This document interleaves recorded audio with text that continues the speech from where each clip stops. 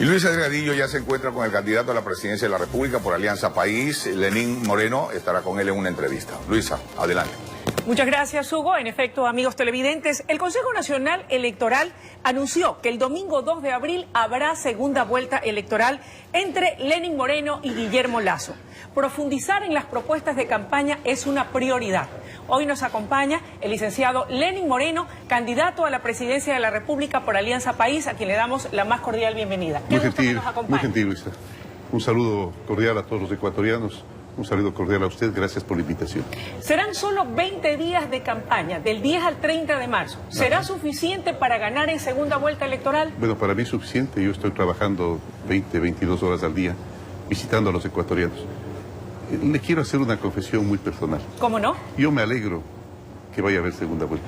¿Por qué? Porque me da la oportunidad de volver a abrazar a los ecuatorianos, me da la oportunidad de volver a escucharlos, oír sus inquietudes, oír las inquietudes de las personas que no han votado por nosotros y poder traducirlas en propuestas que satisfagan a la mayoría de los ecuatorianos. ¿Por qué no ganaron en la primera vuelta?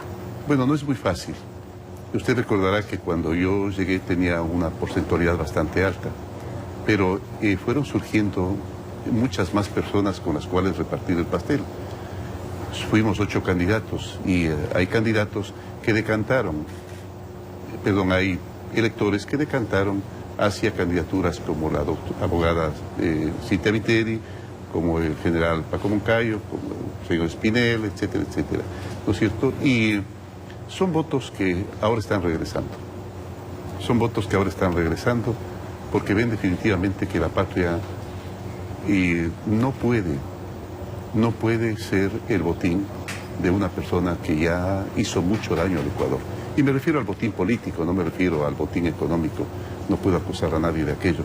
Pero sí, ellos exiliaron a 2 millones de ecuatorianos, ellos generaron el feriado bancario, ellos compraron al 40% cuando ellos los negociaban inmediatamente en la Corporación Financiera Nacional, al 100% los certificados de depósitos, ellos le hicieron tanto daño al Ecuador y no es dable permitir por sanidad nacional que vuelvan a dirigir el país. Licenciado Moreno, usted, si bien es cierto la campaña arranca oficialmente el 10 de marzo, ya comenzó o continúa visitando las provincias del país. Ayer estuvo en Manabí. ¿Qué tal la acogida? ¿Cómo la siente? ¿Cómo se percibe? Antes de ayer estuve en Manabí, agradeciendo a los manabitas ese caudal inmenso de votos.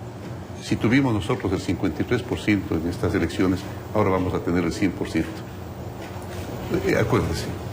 Y ayer estuve en Durán, agradeciendo también ese caudal de más de 53% de votos, y créame, fue una algarabía general, y yo agradezco a todos los ecuatorianos su voto gentil, su voto amable, su voto cariñoso, y voy a corresponder con mucha acción, con mucho corazón, con mucho trabajo a la confianza del pueblo ecuatoriano. ¿Cómo vio usted el balance, haciendo un balance luego del trabajo del Consejo Nacional Electoral? ¿Se siente usted satisfecho? ¿Hubo denuncias de fraude, de inconsistencias? Incluso se habló de ineptitud por parte de quienes están al frente de este organismo rector del área electoral en el Ecuador. Yo entiendo que hubo varias ineficiencias, pero nosotros hemos sido cautos, hemos sido honestos, hemos sido transparentes al decir que hay ineficiencias, pero en contra nuestra, pues, como se está demostrando en la práctica. ¿Van a tomar algún tipo de acciones contra el Consejo Nacional Electoral? No? Bueno, no contra ellos, es contra las personas que manejaron mal algunas juntas. Pero estamos en segunda vuelta. Vuelvo a recalcar, yo estoy agradeciendo a los ecuatorianos, volviendo a oír sus propuestas y haciéndoles saber que todos van a estar incluidos en ese nuevo Ecuador. Licenciado Moreno, los datos del CNE le dan una amplia mayoría en la Asamblea. ¿Hasta dónde tener mayoría es sinónimo de una buena gobernabilidad en caso de que usted sea el próximo presidente? Pero claro que sí. ¿O acaso no recordamos nosotros cuando los diputados exigían a los gobiernos las cuotas de poder en aduanas, en el SRI, en las telefónicas, en las eléctricas, en la Corte Suprema de Justicia? Es bueno tener gobernabilidad, es bueno tener una mayoría, pero me alegra mucho de que para poder transformar leyes orgánicas necesitemos otro tipo de mayoría. ¿Por qué? Porque eso va a permitir conversar. El hecho de que tengamos mayoría, bajo ninguna circunstancia, claro, va a hacer que no converse, que no dialogue, que no llegue a acuerdos con la gente. A mí me gusta escuchar, me gusta oír, porque en más de una ocasión uno se equivoca, en más de una ocasión uno no tiene la razón y es mejor inteligenciarse, no solamente con la gente que está con uno, sino también con el resto. ¿Qué le parece si producción nos va a colocar aquí en pantalla precisamente un cuadro de la CNE donde tendremos resultados de los asambleístas nacionales, resultados generales, y efectivamente el movimiento Alianza País alcanza un 38.9%. ¿Cómo reciben ustedes, y usted como candidato por el movimiento Alianza País, esos resultados? Yo creo que ¿los esperaban? No es tanto como lo recibo yo, el pueblo ecuatoriano lo recibe con alegría, porque prácticamente es el pago generoso de los ecuatorianos a toda una época en la cual se sacó de la ignominia, se sacó de la pobreza extrema, se sacó de la desinstitucionalización al Ecuador. Eso implica redoblar un compromiso mayor. Es muchísimo mayor el compromiso y no me preocupa. Yo soy amigo de los compromisos grandes. Licenciado Moreno, uno de los cuestionamientos de la oposición a la Asamblea ha sido la ausencia de fiscalización. El presidenciable Lenín Moreno, ¿cree o no necesario que la Asamblea pueda recuperar ese papel de fiscalizador cuando la situación lo amerite? Perfecto. Me parece muy bien. Me parece muy bien. Si ha habido deficiencias en la Asamblea anterior con respecto a la fiscalización, me gusta la idea. Me gusta la idea de poder acudir cuantas veces sea necesario a la Asamblea Nacional a exponerle, a explicar lo que ellos pregunten, lo que ellos deseen. ¿Cómo no? Sí, o sea, de eso se trata, de que permanentemente el mandatario esté informando al pueblo, así lo dice la Constitución y así hay que cumplirlo. Ahora, también hay otros movimientos o fuerzas políticas que han mejorado su representación a nivel de la Asamblea Nacional. Esto podría permitir también una mejor correlación de fuerzas al interior de la Asamblea y ese contrapeso que también es necesario. Bueno, tenemos la mayoría. Sí. Tenemos casi 10 asambleístas más de los que se necesita para ser mayoría. Eso realmente es bastante. Pero no tienen el mismo número que tuvieron en el pasado. ¿Por qué? Pero mejor. Porque eso nos va a dar la oportunidad de dialogar con mayor frecuencia, de escuchar, de oír, de entender, de incluir a los demás. De eso se trata, eso es la democracia. Sí, y hacia allá iba mi siguiente pregunta antes de pasar a propuestas, que es muy importante. El Poder Ejecutivo convierte sin lugar a dudas al presidente de la República en una especie de colegislador, sobre todo cuando se tiene que enviar proyectos importantes de interés nacional y que le permitan gobernar. ¿Hasta dónde, y en ese sentido, estaría dispuesto usted como presidente y la bancada de Alianza País a lograr esos consensos, a escuchar, a receptar lo que digan las observaciones y las propuestas de los otros movimientos políticos, o necesariamente tiene que haber una coincidencia ideológica para poder escuchar sus propuestas? Luisa, yo no me he puesto una máscara para ser candidato. Yo he sido así toda la vida. He sido consensuador, más. Mis conferencias están orientadas a mejorar la calidad de vida de los ecuatorianos mediante el consenso, mediante la alegría, mediante el entusiasmo, mediante el optimismo, mediante el escuchar al otro, mediante el llegar a acuerdos mínimos. Esa ha sido toda mi vida, eso es lo que he hecho toda mi vida. Esa es la línea que mantendrá. Esa es la línea que voy a mantener. Propuestas. Uno de los principales problemas de la economía es la falta de empleo. Considerando que más allá de los que ha generado la empresa pública, en el Ecuador el sector privado genera 9 de cada 10 empleos. Así es. ¿Cómo mejorará usted la competitividad para que las empresas puedan generar a su vez mayores plazas de trabajo? Qué bueno que lo pregunte. Mire, en primer lugar, dando confianza a la inversión. Confianza. Ventajosamente ahora tenemos seguridad jurídica que no la teníamos antes. Ahora tenemos seguridad jurídica. Si es que hay que mejorar, hay que mejorar. Todo puede ser perfectible en la vida. Si es que hay que mejorar, lo vamos a mejorar. ¿Qué cosas mejoraría, por ejemplo? Y en segundo lugar, pero un poquito más dedicado para complementar al tema del empleo. Sin novelerías. Aprovechando nuestras potencialidades, que es lo que hace cualquier persona que maneja con criterio empresarial el concepto de producir empleo. Porque usted lo bien ratifica, 9 de cada 10 empleos son generados por la empresa privada. O sea, hay que ayudar a la empresa privada y hay que ayudar a que se desarrollen potencialidades extraordinarias, como por ejemplo el turismo. Sin duda alguna, somos el país más lindo del mundo. Somos el país más megadiverso del mundo. Somos el país que se encuentra más cercano al sol. Es decir, tenemos una potencialidad extraordinaria. Además, nuestra gente es amable. No se olvide que el turismo es la industria de la hospitalidad. El turismo. En segundo, la agricultura. Nosotros tenemos 5 productos que son líderes en el mundo. Líderes en el mundo. No sé si los menciono. El atún, los camarones, el cacao fino de aroma, las rosas del Ecuador, el palta y el banano.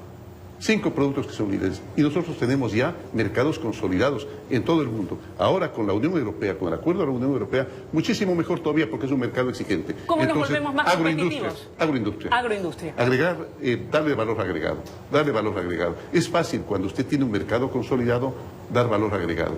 Ya, como lo suele decir el presidente, ya no exportar los choclos, sino exportar las humitas. Ya no exportar el banano, sino exportar los chifles o los derivados del banano. Para eso se eliminarán impuestos, aranceles, claro, sí. Todos los que sean necesarios y todos los que sean necesarios se los manejará desde el Consejo Consultivo Tributario. Como soy una persona que me gusta escuchar, he ofrecido al sector empresarial que vamos a formar el Consejo Consultivo Tributario, en el cual participará las empresas privadas y las entidades públicas. ¿Cuál será el espíritu de ese Consejo Consultivo Tributario? El diálogo. Escuchar las propuestas que hacen los empresarios. En más de una ocasión dicen, hay que bajar este impuesto debería ser así. Bueno, pues, a ver, vamos a comprobarlo en la práctica. Inclusive he hecho una propuesta. Si es que hay algún impuesto que ustedes consideran que está demasiado alto o que es innecesario, por favor, vamos bajándolo de a poco. Gradualmente. Claro. Eso hace un gobierno responsable. Un gobierno responsable no puede decir de golpe, voy a bajar todos los impuestos. La pregunta es, ¿cuántas escuelas va a cerrar? ¿Cuántas universidades va a cerrar? ¿Cuántos policías va a mandar a la calle? Está claro, ¿cuántos maestros y cuántos médicos va a mandar a la calle? Está claro, licenciado Moreno, que ni salud, ni educación, ni seguridad no se pueden tocar. Pero ¿qué rubros está usted dispuesto a eliminar para reducir el tamaño del Estado y poder contar con más ingresos para precisamente arrumbarlos hacia ese sector social que tanto lo necesita? Hay ciertas tareas que pienso que el Estado debe dejar de hacer. ¿Como por ejemplo? Empresas. Todas las empresas del Estado deben ser puestas a venta, las empresas del Estado, en primer lugar. Hay ciertas instituciones, por ejemplo, como el Ministerio de Buen Vivir, que yo pienso que no deberían ser públicas, deberían ser privadas, o deberían ser público-privadas. No es que está mal que se maneje conceptos filosóficos en beneficio del buen vivir y la felicidad, pero a mí me gustaría que parta más la iniciativa del sector privado. ¿Y qué otras empresas públicas cree usted que no tienen razón de existir o de ser y que cree que podrían eliminarse para de allí tener más recursos para invertirlos en lo social? Bueno, nosotros hemos puesto ya a la venta los canales y los medios de comunicación. ¿En su gobierno se concretará? Pero tienen que concretarse ¿En qué por tiempo? varias razones. ¿O en qué plazos? Bueno, hay una razón por la cual no se han vendido. No es porque no se ha querido venderlos, es porque su valor nominal es bastante más alto que su valor real. Entonces es difícil que en bolsa alguien quiera comprar al valor que nosotros incautamos los bienes. Bien. Por favor, es cuestión únicamente de hacer una suma y una resta y alguien verá la dificultad que significa. Pero en forma particular a mí no me interesa tener medios de comunicación de gobierno. Eso sí, medios de comunicación comunitarios y medios de comunicación que sí permitan. ¿Cómo lo van a pagar o va a ser subsidiado? A ver, son 325.000 viviendas. Ya. ¿Correcto? 191.000 van a aquellas personas pobres que no pueden pagar por ellas ni un solo centavo. Y el resto de viviendas a cualquier persona que así lo necesite y que pueda pagar 20, 40 o 60 dólares de acuerdo a sus ingresos. ¿Cuántas dijo totalmente gratuitas para quienes no puedan pagar? A ver, 191.000 viviendas. 191.000 viviendas. Pero aquí hay algo adicional. Okay. No se olvide que eso genera 136.000 empleos, que en construcción tienen un efecto multiplicador. Por supuesto. El dinero se queda en el país y se genera empleos a arquitectos, ingenieros, albañiles, maestros de obra, ferreteros, cerrajeros, fontaneros, para aquellas casas que no van a costar nada y el financiamiento, ¿de dónde va a salir, licenciado? El financiamiento del presupuesto de inversión del Estado. Del presupuesto el presupusto de inversión ¿Cuánto del tienen Estado? en mente invertir en Correcto. ese rubro? Un poco más de 2.000 millones de dólares. Ya. El presupuesto, pero no solamente en vivienda. Sí. Es todo el programa Toda una Vida es el que la inversión es de esa cantidad. Toda una Vida tiene una inversión de aproximadamente 2.000 millones de dólares. Entre 5.000 y 8.000 millones de dólares es la inversión, el presupuesto de inversión del Estado cada año. Vamos a tomar de eso 2.000 millones. 2.000 millones de dólares. Para todo, para el programa Mis Mejores Años, para el programa Emprendimiento Juvenil. Este programa de Mis Mejores Años suena muy interesante. ¿En qué consiste? Entiendo que es desde la concepción misma de la criatura hasta darle el acompañamiento. A ver, perdón. El programa Toda una Vida se entiende como que un país y un gobierno responsable deben atender a los ciudadanos desde el mismo momento de la concepción hasta que Dios decide cerrarle los ojos. Perfecto. Toda una vida. El Mis Mejores Años está dedicado a los viejecitos que no tienen ingresos, que están en estado de vulnerabilidad. Les vamos a dar una pensión y además un seguro social gratuito. No es posible, Luisa, que seamos tan mal agradecidos con aquellos que han hecho el Ecuador. Otro de los problemas y una de las cuestiones que como comunicadores sociales y ustedes como candidatos se escuchó mucho a lo largo de la primera campaña electoral fue el problema de consumo de drogas, por un lado, y por otro lado, la necesidad de un acceso directo a las universidades para poder escoger libremente, sin imposiciones o restricciones de ninguna naturaleza, la carrera que cada joven quiera escoger. Así es. ¿Qué les dice usted a esos ecuatorianos? Con respecto a la segunda pregunta, con respecto a los universitarios, toda bachiller que desee estudiar, la carrera que desee va a tener la oportunidad de hacerlo. Pero queremos que tenga éxito en la carrera. Por eso vamos a crear un curso propedéutico. Si usted no aprobó el examen, pues el curso propedéutico le va a ayudar, le va a orientar en las materias, en las asignaturas en las cuales tuvo usted debilidad. Si es que usted mismo descubre de que a lo mejor esa no era su orientación o que usted iba a fracasar en esa profesión, vamos a crear 40 universidades tecnológicas. Eso es lo que hace falta para que el país salga adelante. Mecanismos para mejorar la agricultura, el turismo, los procesos industriales, etcétera, etcétera. Tecnología y ciencia de punta, de última generación, para transformar el Ecuador, para transformar su matriz productiva. En el tema del asunto de las drogas, muchas madres desesperadas que quieren ayuda. En primer lugar, una lucha frontal contra el microtráfico y las mafias organizadas del tráfico de drogas. ¿De qué manera? Pues con la policía, con las instituciones, en el 1 a 1, el haciendo que los padres colaboren. Porque en más de una ocasión el padre es el último en enterarse de que su hijo está consumiendo droga. Los padres, que haya una colaboración interna y que se eduque, que se oriente a los jóvenes acerca de que existen mecanismos de felicidad como la maravillosa naturaleza que nos rodea. La solidaridad con los otros seres humanos para que los jóvenes no tengan para producir serotoninas, endorfinas, monoaminoxidasa o dopaminas que se las producen naturalmente en el torrente y son vertidas al torrente sanguíneo, se las produzca no de manera artificial, sino que de manera natural. ¿Se podrá recuperar a esos jóvenes? ¿Piden clínicas de rehabilitación que no tengan costo para poder apoyarlos y ayudarlos? ¿Se crearán más? Se crearán todas las que sean necesarias con el fin de que estos jóvenes puedan recuperar la identidad con otro tipo de objeto, para que no sea la droga las que le proporciona la satisfacción, sino la naturaleza, pero sobre todo la solidaridad con los otros seres humanos. Porque, permítame usted, el mejor mecanismo para que un joven salga de la depresión es empezar a canalizarlo hacia la solidaridad. Eso produce una cantidad de serotonina, que es la hormona antidepresiva por excelencia. Usted lo sabe mejor que yo. Dos puntualizaciones. ¿Existe la posibilidad de que durante la campaña o al cierre de la misma el país pueda escuchar juntos a los dos finalistas en un diálogo público sobre ambas propuestas, sí o no? Qué bueno que menciona usted como diálogo. Diálogo, así es. No con la grosería con la cual nosotros vimos que se enfrentaron, por ejemplo, dos candidatos en Estados Unidos, en los que un caballero y una dama se ofendían de forma grosera y los primeros puestos estaban ocupados por gente morbosa, que lo único que quería es ver un enfrentamiento de ese tipo, oír groserías, oír ofensas, oír humillaciones, oír injurias, y pagaba decenas de miles de dólares por estar en los primeros puestos. No, diálogo. Diálogo entendernos. Diálogo sí, y ya le voy a decir al candidato cuándo vamos a dialogar, porque eso pues lo impone el que gana, no el que pierde.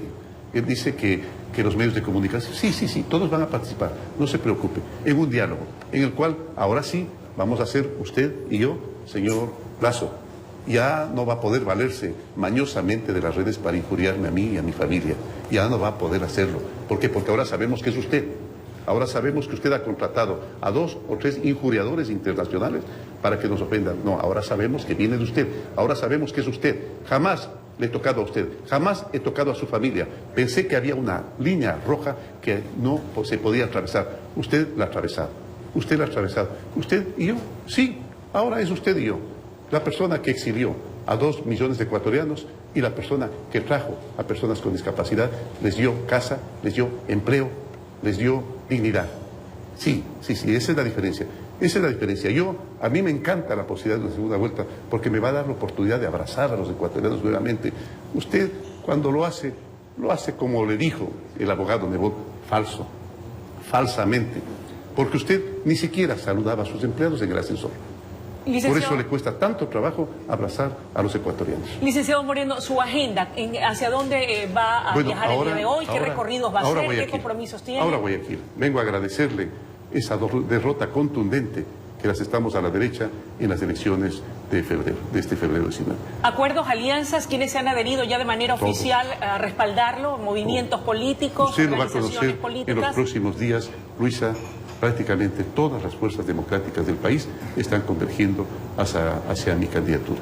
Inclusive he escuchado que la doctora abogada Cintia Viteri ha dado su apoyo al señor Lasso, a pesar de todas las objeciones y de todo lo que el candidato Lasso le dijo en la campaña. Pero no importa, porque esos eran votos nuestros, van a decantar nuevamente de nosotros. Licenciado Moreno, para finalizar, ¿hay algo nuevo que usted quiera compartir con sus simpatizantes, con los electores o con aquellos que aún no están convencidos de su propuesta? No, únicamente que los ecuatorianos sepan, ellos me conocen, ellos saben cómo soy. Cuando ejercí la vicepresidencia, lo hice con dignidad, con respeto, con cariño. Toleraba las críticas con afecto, porque pienso que la crítica es el asesoramiento gratuito que tiene un gobernante. Y trabajé muchísimo por recuperar la dignidad, no de las personas con discapacidad, de la sociedad entera. Ellos dicen que lo van a hacer. Yo le doy una noticia, señores, yo ya lo hice. Ahora mi tarea es volver a recorrer el Ecuador, fortalecer nuestra propuesta, fortalecer el escuchar a los ecuatorianos y sobre todo incluirlos. Créame, lo que más extraño es volver a abrazar a los ecuatorianos. Muchísimas gracias por habernos acompañado esta mañana y esperamos contar con su presencia en otra oportunidad. Claro que sí, encantado. Amigos televidentes, ha sido la intervención del licenciado Lenin Moreno, candidato a la presidencia de la República por Alianza País. Nos vamos a una pausa y ya regresamos con más desde la noticia.